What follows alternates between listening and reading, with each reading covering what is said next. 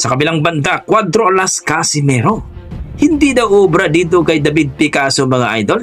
Dahil matangka daw ito at magaling daw ito magdepensa. Hindi nga daw umobra itong si Naoya Inoue kay David Picasso. Although hindi naman siya nanalo, pero ang ibig sabihin natin mga idol, hindi daw siya natikio, hindi naman siya narugi, hindi siya na-knockdown.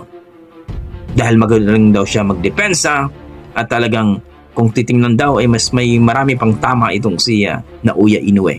Naglaban sila ng 12 rounds pero wala man daw katatatat sa ang mukha ni David Picasso.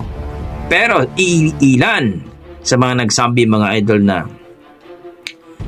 salita lang yan ni David Picasso. Pero ayon sa ating mga boxing fans mga idol, kung lalabanan itong si Cuadrolas Casimero ni David Picasso, talagang perfect match daw ito. Dahil si David Picasso ay hindi takbuhin. Kung baga,